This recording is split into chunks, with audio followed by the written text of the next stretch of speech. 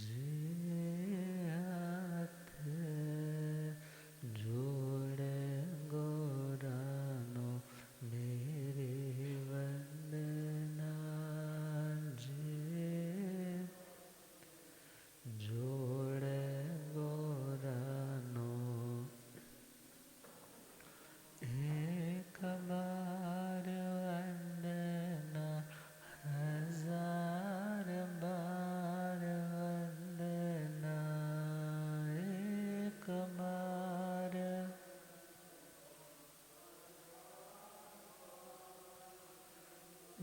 लाख बार वंदना, करोड़ बार वंदना।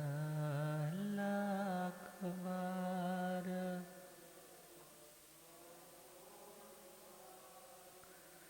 जे हाथ जोड़ गोरानो मेरे वंदना।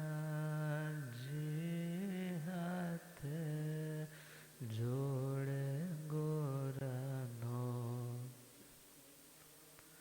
अनंत अनंत शांति के निकेतन शासनपति श्रमण भगवान महावीर स्वामी के पावन चरण अरविंदों में हार्दिक भावना वंदन नमन।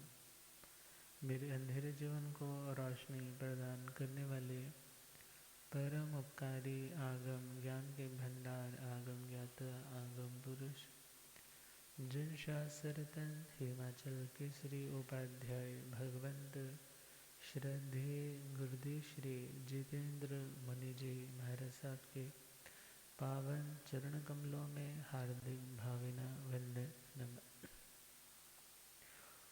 आदरणीय सेवा भावी श्री प्रशमित मुनि जी, धर्म सभा में उपस्थित धर्मानुरागियों, सुशीलवती माताओं एवं बहनों, असीम पुण्योदय से भाग्योदय से आप सबको संतों का समागम और वितरागवाणी श्रवण करने का सुअवसर प्राप्त हो रहा है।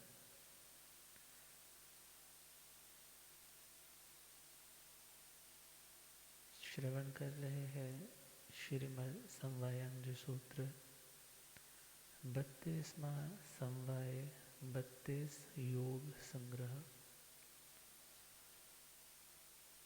योग शब्द का एक अर्थ समाधि, युद्ध समाधों से योग शब्द बनता है, जिसका अर्थ हुआ कि इन 32 बातों में से किसी का भी ये आत्मा चयन करके अभ्यास करे, उसे जिंदगी में आचरण का रूप दे, तो उस आत्मा को समाधि का अनुभव, शांति का अनुभव हो सकता है। समाधि अर्थात समाधान। जब समाधान मिल जाते हैं तो भटकाव खत्म हो जाते। तो योग का दूसरा अर्थ है मिलाप, मिलना, जुड़ाव करना। तो ये 32 बातें आत्मा को केवल ज्ञान से जोड़ने वाली, केवल ज्ञान, केवल दर्शन, उसके अष्ट गुणों से जोड़ने में समर्थ है। उस दृष्टि से भी इन 32 योगों का यहाँ पर वर्णन है।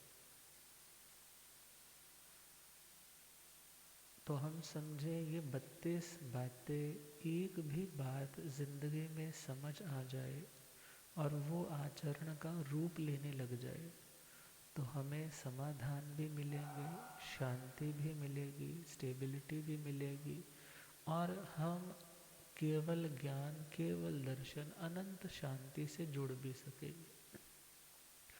तो उन 32 बातों में हम 27वां 27 पॉइंट सुन रहे हैं, लवा लवे।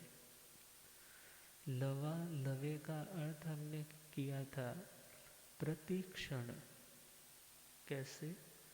प्रतिक्षण समाचारी के पालन में व्यतीत करना।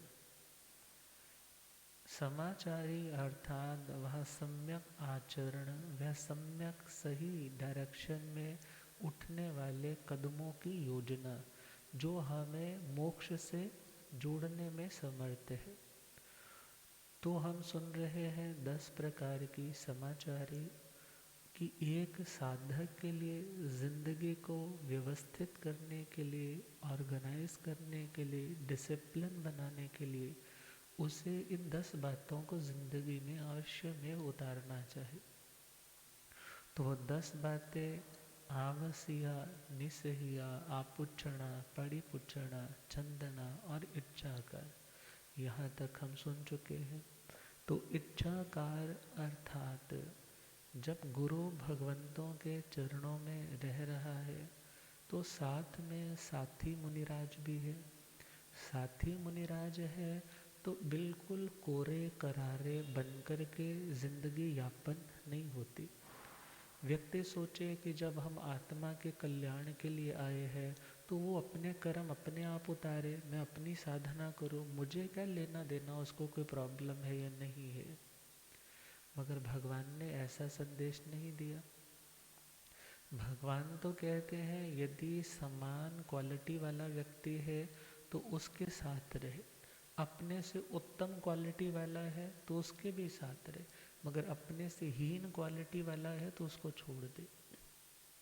मगर यहाँ पर जब साधु समाज में रह रहा है तो कोई बड़ा भी है, कोई छोटा भी है, तो वहाँ पर प्रभु ने कहा इच्छाकार।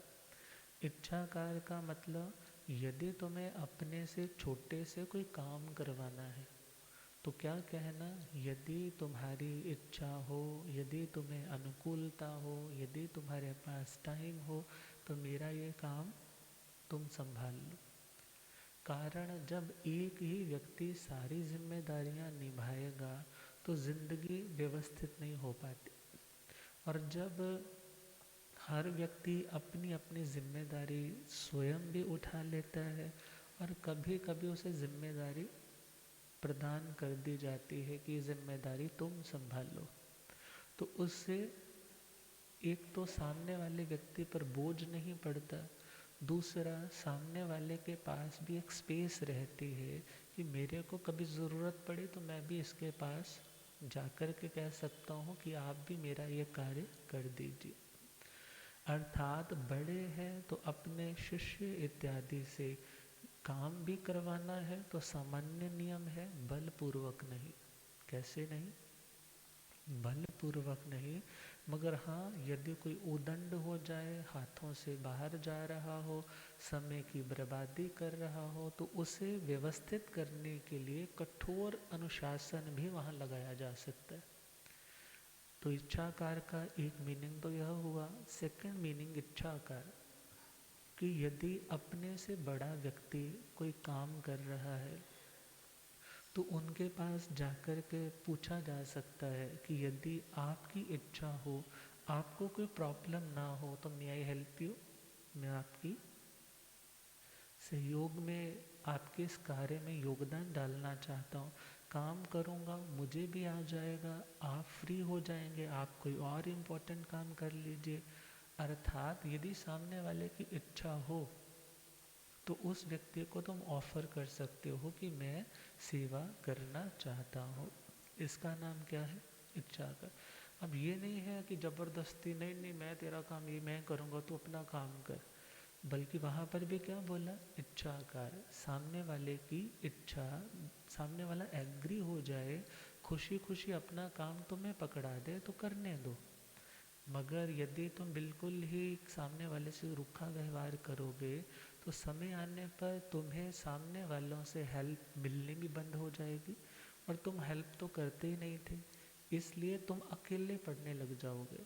तो सोशली देखा जाए ज़िंदगी इंटरडिपेंडेंट होकर के ही चलती है, इंडिपेंडेंट होकर के ज़िंदगी नहीं चलती। व्यक्ति सोचे कि नाउ आई एम इंडिपेंडेंट, मैं जो चाहूँ वो करूँ मैं, मगर फैमिली में है या ऑफिस में है तो वहाँ पर किसी व्यक्ति का कंट्रीब्यूट ज़्यादा हो सकती है, कंट्रीब्यूशन। मगर वो अकेला ही हर टास्क कर ले तो वो पॉसिबल नहीं। तो इसी प्रकार साधु की जिंदगी में, साधु की चर्या में, भले वो रहते इकट्ठे हैं, एक दूसरे का सहयोग भी करते हैं, मगर वहाँ पर भी क्या भावना रहती है कि ये जितने भी संयोग है ये वियोग धर्म है, मगर मुझे इनके प्रति आसक्ति नहीं करनी। मगर हाँ, जो हेल्पिंग होने का एक स्वभाव है, एक अच्छा डिमीनर है, एक अच्छा व्यवहार है, एक अच्छी सोसाइटी में एक अच्छा मैसेज ड्रॉप करने के लिए मुझे ऐसा ज़रूर करना चाहिए, मुझे वो व्यवहार ज़रूर करना चाहिए जिससे सामने वाले का बोझ कम हो सके। मैं सहयोग करूँगा और यदि मुझे ज़रूरत पड़े तो मैं भी उसके पास जा सकता हूँ कि मैं हेल्प चाहता हूँ। तो यह हुआ इच्छाकार। अगला पॉइंट है मिच्छाकार। मिच्छाकार का मतलब है जिंदगी में कोई भी व्यक्ति परफेक्ट नहीं है। कहते हैं घोड़सवारी करने के लिए जा रहा है, जो घोड़े पे बैठेगा वही गिरेगा, जो घोड़े पे बैठेगा वही तो गिरेगा, जो घोड़े पे बैठेगा ही नहीं वो घोड़े से तो नहीं ना गिरेगा। इसी प्रकार जो चलेगा वही गिरेगा, जो चलता ही नहीं है उसके गिरने की भी कोई, अर्थात यदि ज़िंदगी है तो ज़िंदगी में कुछ ना कुछ करना भी है, कुछ ना कुछ करेंगे, तो हम परफेक्ट तो है नहीं। There is no person who is perfect, impeccable, untainted, कोई भी नहीं है। तो उसके लिए उसे अभ्यास करना है, उसके लिए उसको बार बार उस क्रिया को पुनरावृत्ति, उसकी रेपिटेशन करनी। और उसकी रेपिटेशन ही देखा जाए, आज जो काम असहज लग रहा है, असहज अनईजी लग रहा है, डिफ़िकल्ट लग रहा है, उस डिफ़िकल्टी को दूर करने के लिए क्या करना होगा? बार बार का अभ्यास, वो असहजता सहजता में कन्वर्ट हो जाएगी। असहजता किस में कन्वर्ट होगी? सहजता में। अर्थात फिर वो काम करना तुम्हें बहुत ही इजी लगने लग जाएगा। तो यहाँ पर कहा कि कोई गलती हो गई है तो गलती को गलती मानना, गलती से प्रेम नहीं करना, गलती से प्यार नहीं करना कि मेरी गलती है तो कोई बात नहीं, दूसरे की गलती है तो मैं छोड़ूंगा नहीं। अर्थात अपनी भी गलती है तो उसके लिए कहा मिथ्याकार।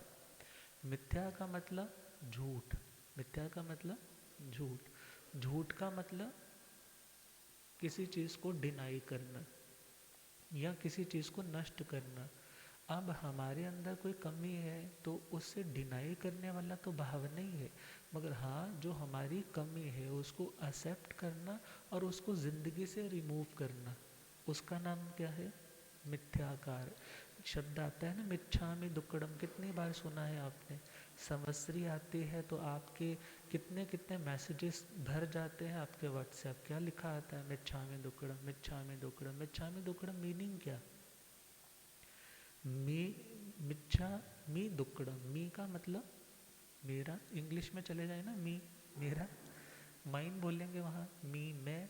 मगर यहाँ क्या कहा? मिच्छा मी दुक्कड़म, मेरा दुक्कड़म मतलब दुष्कृत, दुष्कृत का मतलब बुरा काम। मैंने जो कुछ भी गलत काम किया वो मिच्छा मी, मिच्छा मी मतलब वो मिथ्या हो जाए, वो निष्फल हो जाए। यदि उसके बीज ने फलना था, टाइम आने पे फ्लोरिश होना था, फ्रक्टिफाइड होना था, मैं क्या चाहता हूँ वो पहले ही क्या हो जाए। अर्थात मैं उस गलती को गलती मानता हूँ और गलती नहीं करने का प्रॉमिस लेता हूँ कि मैं दोबारा नहीं करूँगा। उसका नाम क्या है? मिच्छामि दुक्कड़। तो मिच्छाकार का मतलब कि ज़िंदगी व्यवहार में चलते हुए गलती हो जाती है, ये नहीं है कि अपनी आग्रह बुद्धि एडमेंट होकर के अड़े रहो, बस मैंने जो कहा, भले मैं प्रूव्ड भी हो चुका हूँ कि मैं गलत था, मगर मैं इगोइस्ट बहुत हूँ, मैं कैसे मानूँ किसी के सामने, कैसे झुकूँ, मैं नहीं झुकूँगा, कर लो जिसने जो कुछ करना है। इस तरह के व्यवहार वाला व्यक्ति, भगवान कहते हैं, मोक्ष के, शांति के रास्ते पे नहीं बढ़ सकता।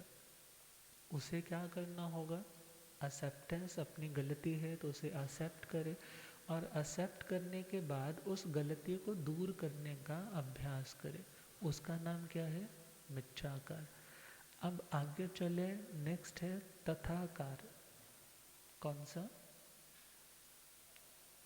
सुन रहा है सबको? क्या पॉइंट बोला मैंने? तथाकार। कौन सा? तथाकार। तथा का मतलब जैसा। यथा और तथा ये वर्ड सुने होंगे ना।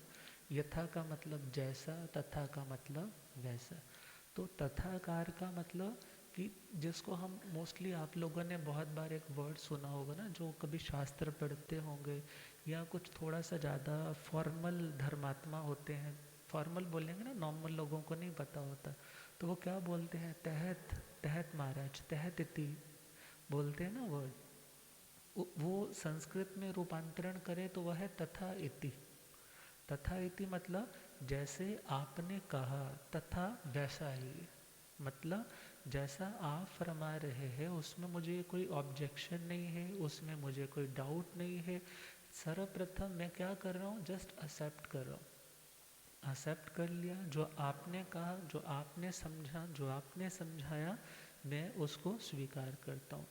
जैसे सपोज कुछ शास्त्र की जगह हम किसी स्कूल में पहुँचते, कोई स्कूल टीचर कोई लाइन बोलता है तो उससे पूछा जाता है तो समझ आया, तो आगे से क्या रिस्पांस आता है? Yes sir, yes madam, yes sir. अब जो यस सर है वो मतलब क्या है? तहत इति। वो क्या है कि जो आप समझा रहे हो समझ में आ रहा है, बराबर समझ में आ रहा है। उससे सुनाने वाले का एक लिंक बना रहता है और सुनने वाले में भी क्या होता है? ये हमारे से पूछ रहे हैं, हमें भी दे रहे हैं ना कोई अहमियत। अब तहत इति अर्थात यदि गुरु भगवंत से सपोज कोई प्रायश्चित लेना है या कोई बात समझनी है, तो एक डिमीनर है, एक उत्तम व्यवहार है कि क्या कहे? तहत इति अर्थात हे गुरुदेव, जैसा आपने कहा वैसा ही है, अर्थात जो आप कह रहे हैं बिल्कुल ठीक है। तो ये भी क्या है? एक समाचारी। समाचारी का मतलब एक सम्यक आचरण है। क्या है? सम्यक आचरण है। और यदि हम अपने बड़ों की हर बात को रिफ्यूट करते रहे, काटते रहे, आपको तो कुछ पता ही नहीं है, आप तो अपने पुराने ख्यालों वाले हो, ये कौन सी चीज़ें आजकल चलती है। अर्थात पहले उनकी बात को सुनो, सुनने के बाद उनकी बात के ऊपर चिंतन करो। बिल्कुल एकदम से अपने उस माइंडसेट से इंस्टेंटली रिएक्ट मत करो। पहली बार में तो क्या बोलना है? Yes sir. नहीं समझ में आया है तो पूछो, मैं आपकी पूरी इंटेंशन को पूरा समझ नहीं पाया कि आप क्या समझाना चाहते थे। वो विनय पूर्वक पूछा जाए। मगर फर्स्ट डिमीनर क्या है? Yes sir. फर्स्ट डिमीनर क्या है? जी गुरुदेव, जैसा आपने फरमाया वैसा है। अब नेक्स्ट चले, अगला पॉइंट आ रहा है हमारे पास, अभ्युत्थान। अभ्युत्थान या अभ्युत्थानम। उत्तराधि सूत्र में अभ्युत्थान है और अनुयोग द्वार जी, ठाणन जी, भगवती जी, वहाँ पर निमंत्रणा शब्द है इसकी जगह पे। तो हम पहले निमंत्रणा शब्द लेते हैं। निमंत्रण का मतलब किसी को बुलाना। निमंत्रण का मतलब किसी को इनवाइट करना। तुम कुछ लेकर के आए हो तो तुम्हारा क्या कर्तव्य बनता है? क्या कर्तव्य बनता है कि अपने बड़ों को वो चीज़ सर्वप्रथम उन्हें न्योता दो, उनको बताओ मैं ये लेकर के आया। और फिर जो बाकी साथी मुनि है उनको भी निमंत्रण को करो कि मैं ये चीज़ लाया हूँ, तुम्हें किसी को चाहिए। इससे क्या होगा? तुम्हारे जो भीतर की कंजूस वृत्ति या किसी चीज़ पे पकड़ बनाए रखने की प्रवृत्ति है वो ढीली पड़ेगी। पहला पॉइंट। दूसरा पॉइंट, जब तुम सामने वाले को इनवाइट कर रहे हो तो तुम्हारी अपनी पर्सनैलिटी और खिलेगी। सामने वाला कहेगा देखो जी, हम ऐसे हैं, चीज़ लाते हैं अकेले के लिए अपने पास ही रख लेते, मगर इसकी आदत देखो, कुछ भी आता है मगर ये सबको पहले क्या पूछते हैं? पहले बड़ों को पूछते। और एक पुराना टाइम था कि यदि कोई कपड़ा या कोई चीज़ लेकर के आते ना तो अपने बुजुर्गों के चरणों पे लगाते, चरणों पे लगाते, फिर कहते कि आप ये चीज़ अपने हाथों से हमें दो। उससे क्या होता? पहला पॉइंट, बड़ों का आदर सम्मान और क्या, हर रोज़ थोड़ा आप उनको कुछ ना कुछ नया देते रहोगे, मगर आदर सम्मान तो तुम हर रोज़ दे सकते हो। उनकी ब्लेसिंग्स तो, उनके आशीर्वाद तो तुम हर रोज़ ले सकते हो। ये ज़रूरी थोड़ा है वो हर रोज़ तुम्हें 500 का नोट हाथ पे थमाए, 5 लाख रुपए की एफडी तुम्हारे नाम हर दिन हर रोज़ करते रहे। मगर ये तो हो सकता है ना कि तुम हर रोज़ उनकी रिस्पेक्ट करो और हर रोज़ उनकी ब्लेसिंग्स लो। ये तो बड़ा इजी वाला काम है, मगर थोड़ी समझ चाहिए। तो वहाँ पर कहा, कुछ भी लाते हो तो पहला निमंत्रण किनको दो, अपने बड़ों को, और जो घर में है उनसे पूछो, किसी और को ज़रूरत तो नहीं है। तो वो पॉइंट हुआ निमंत्रणा। मगर निमंत्रणा की जगह जहाँ पर अभ्युत्थान शब्द आता है, वहाँ अभ्युत्थान का अर्थ है उत्थित होना, उठ जाना। किस चीज़ के लिए उठना? सेवा के लिए। मीन्स जिसको बोलते हैं ना, ये तो सेवा के लिए हर टाइम तैयार रहता है बंदा। हर टाइम तैयार रहने का मतलब कि ये अपने आप को सौभाग्यशाली समझता है कि मैं किसी की सेवा के लिए काम आ पा रहा हूँ। सपोज गोचरी के लिए जा रहा है, तो पुराना टाइम होता था ना, तो मोस्टली सब लोग अपनी अपनी गोचरी लेकर आते थे इंडिविजुअली, सारे अपनी अपनी गवेषणा करते थे, जो जो उनको रिक्वायर्ड है उसके अकॉर्डिंगली अपना आहार इत्यादि लेकर के आते थे। लेकर आए हैं, फिर सबसे पहले अपनी सुप्रीम पावर अपने गुरु महाराज आचार्य भगवान को दिखाएंगे। दिखा दिया है, फिर उसके बाद औरों से भी पूछेंगे, किसी और को तो ज़रूरत नहीं है। अब सपोज़ वो जाने लगा है बाहर की ओर और उसने देखा कि बाकियों को ज़रूरत हो सकती है, पूछ करके जा रहे, आपके लिए तो कुछ नहीं लेकर आना? यदि आज आपके लिए कुछ लेकर आना है तो मैं लेकर के आऊँ। सपोज़ करो तुम्हारे घर में 2 किचन है। कितने किचन है? सपोज़ कर लो ना 2 किचन है। अब एक व्यक्ति आज सब्जी लेने जा रहा है या बच्चों के ड्रेसेस लेने के लिए जा रहा है, तो उसके मन में क्या आया कि पैसा तो हम सेम एक दुकान से ले रहे हैं, भले अब किचन अलग है। तो वो क्या कहता है, बच्चों तुम्हें भी चलना है तो तुम भी मेरे साथ चलो। अर्थात कुछ लेकर के आना है। पूछा क्या आपके लिए कुछ लेकर के आना है? तो उससे कौन सा व्यवहार कल्टीवेट हुआ, कौन सी व्यवहारिकता तुम्हारी बढ़ी? तुम्हारा अपनत्व खिलने लगा, सामने वाले को ये भाव आने लगा, देखो कितना ध्यान रखते। इतना कुछ हो गया, भले आज हम अलग अलग किचन्स में भी है, मगर इनका व्यवहार आज भी ये बहुत जेंटल है। तो भगवान ने क्या कहा, अभ्युत्थान, अर्थात गुरु भगवंतों के लिए या साथी मुनियों के लिए यदि तुम सेवा के लिए उठते हो, तो वो भी तुम्हारी एक सम्यक आचरण की पद्धति है, वो भी तुम्हारा सम्यक आचार है। क्योंकि इससे तुम्हारा प्रेम बढ़ेगा, व्यवहारिकता भी बढ़ेगी, दुनिया में मैसेज अच्छा जाएगा। क्योंकि तुम्हें देख करके, तुम्हारी फैमिली को देख करके लोग कितनी जजमेंट्स दे जाते हैं। अर्थात यदि इन छोटी छोटी बातों का ध्यान रखोगे तो तुम्हारी ज़िंदगी खुशनुमा, शांत, पीसफुल हो सकती। अब नेक्स्ट अगला पॉइंट देखिए, अभ्युत्थान के बाद है उपसंपदा। उपसंपदा, उप का मतलब है समीप, उप का मतलब है समीप, और संपदा का मतलब संपत्ति।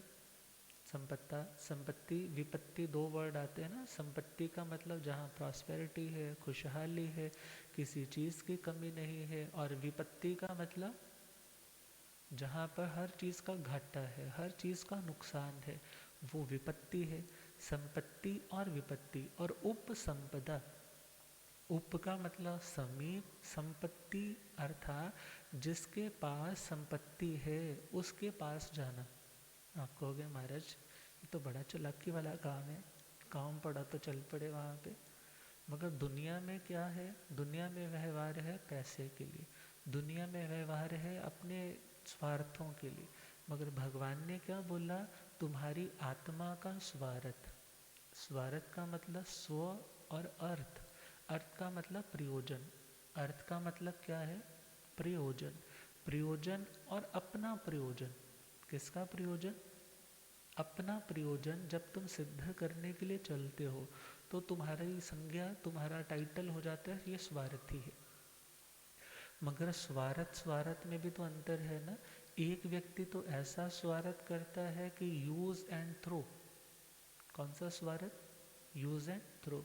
और एक व्यक्ति अपना स्वार्थ साधता है, आत्मा की उन्नति के लिए कुछ ना कुछ ग्रहण करने के लिए किसी के पास जाता है, मगर उनकी स्मृतियाँ उनके पास है और उनकी सेवा में भी वो हमेशा हर दम तैयार रहता है। तो वो स्वार्थ बुरा स्वार्थ नहीं है। दुनिया का वो स्वार्थ बुरा है जहाँ पर तुम किसी को यूज़ करते हो गलत तरीके से, बहका करके उस व्यक्ति को मूर्ख बना करके उसको चीट करते हो, फिर उसे छोड़ देते हो। उस व्यक्ति को दुनिया के लिहाजे से स्वार्थी बोला जाता है। मगर स्वार्थ शब्द यदि पॉजिटिव वे में देखें तो भगवान के मार्ग पर चलने वाले सब संत स्वार्थी है। कैसे है? क्योंकि वो अपनी आत्मा का, स्व का मतलब अपना, अपनी आत्मा का, अर्थ मतलब प्रयोजन साधने के लिए निकले। तो उपसंपदा का मतलब अपनी संपत्ति को बढ़ाने के लिए उसके पास जाना जो संपत्ति से युक्त है, जो संपत्ति रखने वाला है। अब संपत्ति कौन सी? ज्ञान, दर्शन और चारित्र्य। कितनी तरह की संपत्ति? क्योंकि ये भी तो एक ट्रेजर है ना, ये भी तो अपने आप में खजाना है। ज्ञान की, नॉलेज की एबंडेंस होना, विविध वैरायटी वाला ज्ञान होना, हर चीज़ को समझने की एबिलिटी होना, ये भी तो पैसे से कम नहीं है। अब जिसके पास पैसा तो बहुत है, अक्ल नहीं है, उस पैसे का क्या करोगे? अर्थात ज्ञान, पहला संपत्ति का नाम क्या है? ज्ञान। दूसरा है दर्शन। दर्शन का मतलब श्रद्धा। यदि किसी व्यक्ति की श्रद्धा, विश्वास, उसका बिलीफ सिस्टम स्ट्रांग नहीं है, अच्छी जगह पे टिका हुआ नहीं है, तो उस व्यक्ति के पास अन्य साधन कितने भी हो, उसके पास नॉलेज भले कितनी हो, मगर वो अपनी नॉलेज का भी गलत जगह क्या करेगा? यूज़ कर। उसका अपना एटीट्यूड, उस व्यक्ति का अपना सोचने देखने का नज़रिया, वो जब अच्छा नहीं है तो उसकी नॉलेज उसका फ़ायदा नहीं कर सकेगी, उसका पैसा उसका फ़ायदा नहीं कर सकेगा। तो कहा अपने बिलीफ सिस्टम को और स्ट्रॉन्ग करने के लिए उसके पास जाना जिसका बिलीफ सिस्टम बहुत स्ट्रॉन्ग है, जिसकी श्रद्धा धर्म के अर्थ को समझने वाली है, जो अच्छी तरह से अपने आप को स्थिर कर चुका है। और तीसरा है चारित्र की संपदा। कोई व्यक्ति अपनी ज़िंदगी में जो बातें हैं धर्म की, उनकी प्रैक्टिस बहुत अच्छे लेवल पे करता है। अब जब हम उनके पास जाएंगे तो हमें इंस्पिरेशन मिलेगी, हम वैसा होने की चाह भी रखेंगे, और वहाँ पर उस एटमॉस्फेयर में, उस वातावरण में जो हम अपने घरेलू घर के कार्यों में व्यस्त रह कर के नहीं कर पाते थे, वो कार्य हम उनके पास रह कर के ईजिली कर लेते। जैसे कहते ना, तुम्हें बोला जाए यहाँ से तुम्हें जाना है दौलतपुर तक, गगरेट तक पैदल जाना है, तो तुम बोलोगे नहीं नहीं ये तो बड़ा मुश्किल वाला काम है। जब पता चलता है महाराज साहब का विहार उस रूट पे है, तो महाराज साहब चल रहे हैं, तो कितने लोग साथ में चल पड़ते हैं और फिर क्या बोलते हैं, महाराज जी बिल्कुल भी पता नहीं चला। अर्थात यदि कोई व्यक्ति किसी उत्तम गुण की साधना कर रहा है, वो तपस्या भी हो सकती है, वो विनय भी हो सकती है, वो मेडिटेशन भी हो सकती है, कितनी प्रैक्टिसेस हैं, वो 12 तरह की तपस्या है। तो चारित्र धर्म जिनके पास उत्तम क्वालिटी का है, उनके समीप जा कर के अपनी और उन क्वालिटीज़ को स्ट्रेंथन करना और ज़्यादा उन्हें मजबूत करना, उसका नाम क्या है? चारित्र संपदा। अब यहाँ पर एक और सिंपल सा समझे, आपके शहर में होशियारपुर को ले, कितने तरह के स्कूल्स हैं, अच्छे अच्छे नाम हैं उनके, मगर फिर भी पेरेंट्स के मन में क्या होता है? अभी कल ही एक से बात हो रही थी, वो कह रहे थे महाराज मैंने अपने बच्चों को ना बाहर धर्मशाला साइड पढ़ने भेजा है। रीज़न, क्योंकि हम भी बाहर पढ़े हैं, यहाँ पर वो एटमॉस्फेयर वैसा एजुकेशन का नहीं है। अब विचार करना है एक हायर एजुकेशन के लिए, एक अच्छी और क्वालिटेटिव पढ़ाई के लिए, जैसे बच्चे अपने शहर को छोड़ करके दूसरे शहर में जाते हैं, दूसरी कंट्री तक में जाते हैं, तो इसी प्रकार एक शिष्य जो जिस गुरु के पास रह रहा है, उनके पास उसकी ज़िंदगी गुजर रही है बहुत अच्छे से, मगर उसका ध्यान कहाँ जाता है कि उस गच्छ में, उस गुरुओं के पास उस परिवार में ज्ञान भी बहुत उत्तम है, श्रद्धा भी बहुत ऊंची है और चारित्र भी बहुत अच्छा है। तो मैं वहाँ जा कर के कुछ देर के लिए वो अभ्यास करना चाहता हूँ ज्ञान का।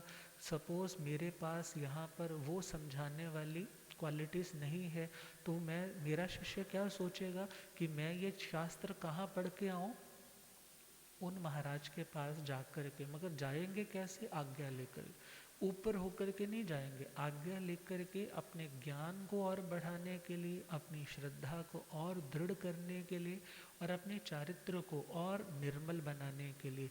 जो अपने गच्छ का त्याग किया जाता है, अपनी फैमिली को जो छोड़ करके जाया जाता है, उसका नाम क्या है? उपसंपदा। उसका नाम क्या है?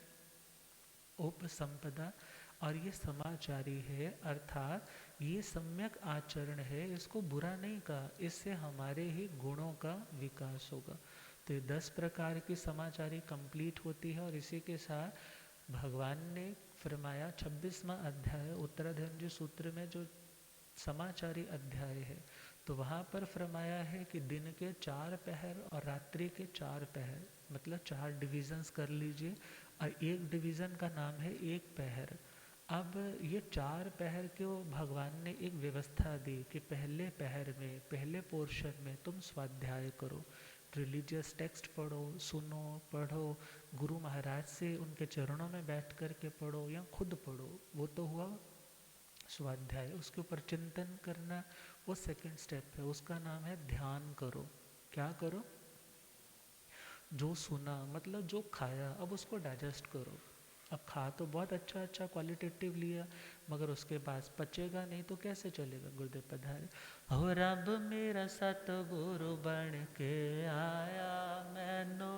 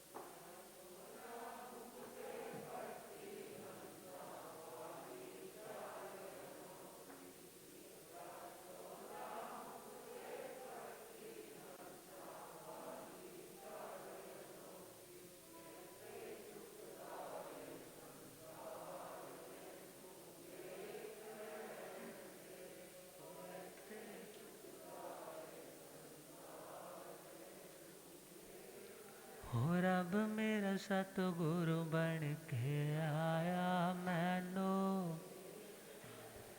हो मैनो वेख लैण दे के मत्था टेक लैण दे, ओ मैनो।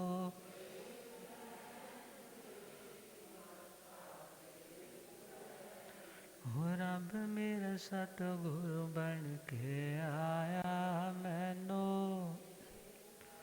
भूलि आगम ज्ञाता आगम पुरजन शास्त्रधन हिमाचल केसरी उपाध्याय भगवंत श्रद्धे गुरुदेव श्री जितेंद्र मुनि जी महाराज की जय।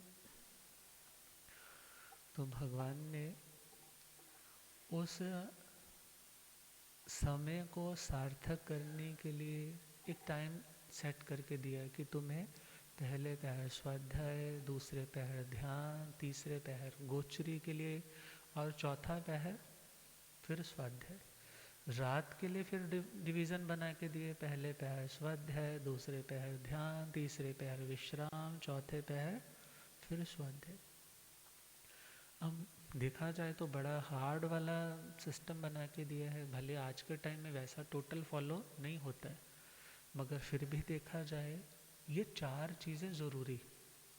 दिन है तो पढ़ना भी ज़रूरी है, गोचरी भी ज़रूरी है, चिंतन भी ज़रूरी है।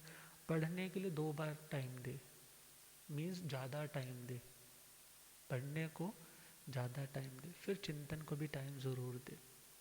फिर रात का समय है तो भगवान ने कहा उसमें भी जो पढ़ा है उसको रिवाइज करें।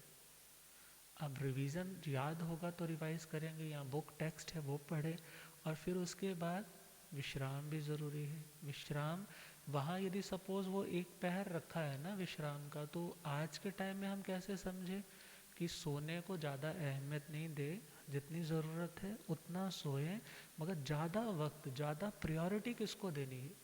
ज़्यादा प्रायोरिटी स्वाध्याय को, ध्यान को, आत्मचिंतन को देनी है। और यदि इस तरीके से चलेंगे तो जो पाने के लिए आए हैं वो ज़रूर मिलेगा, भले धीरे धीरे मिले मगर मिलेगा ज़रूर। तो भगवान ने कहा कि तुम क्षण अर्थात क्षणम जाना ही पंडिये, क्षण को समझोगे, समय को समझोगे, तो समय को तुम फुलफिल करोगे अपनी उन ज्ञान की रश्मियों से। और यदि ज्ञान होगा, ध्यान होगा, चिंतन होगा, तो ज़िंदगी कैसे कट जाएगी तुम्हें पता ही नहीं चलेगा। और ज़िंदगी काटते काटते कितने कर्म भी कट जाएंगे ये भी पता नहीं चलेगा, और तुम बिल्कुल निर्मल और निर्भर होकर के शाश्वत सिद्ध स्वरूप तक पहुंचने में समर्थ सक्षम हो पाओगे।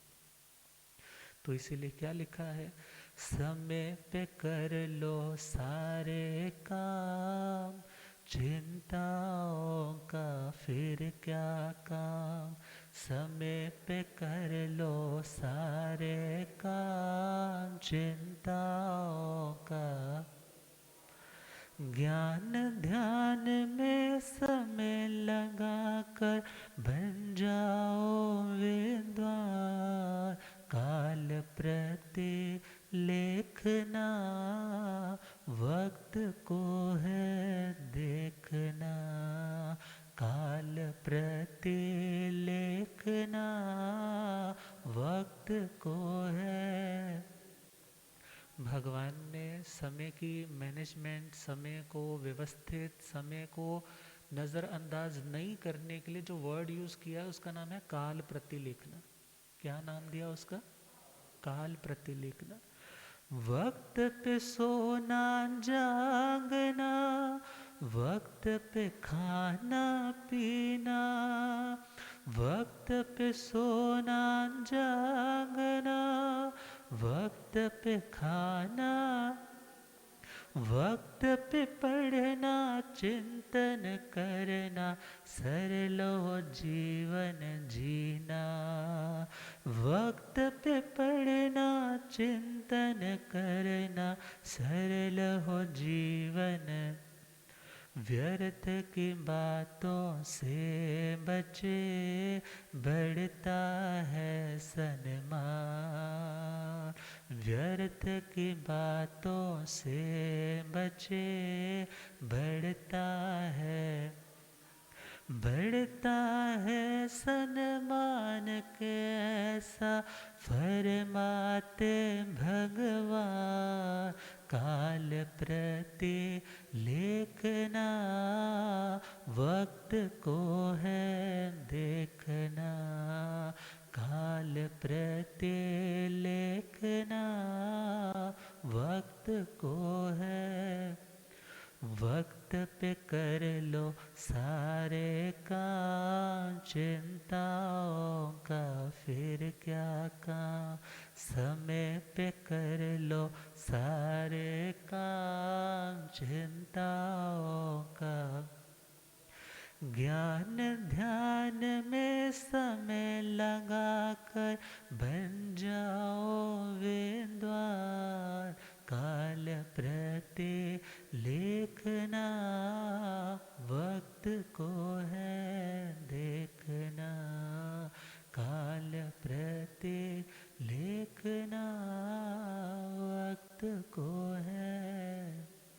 और आज का काल, आज का समय बहुत ही पवित्र पावन है, क्योंकि आज के दिन दुनिया के धरातल पे ऐसे जीव ने मोक्ष मार्ग एक्सेप्ट किया, और आज उनका पहला दीक्षा दिन है। 1 वर्ष पूरा हो रहा है।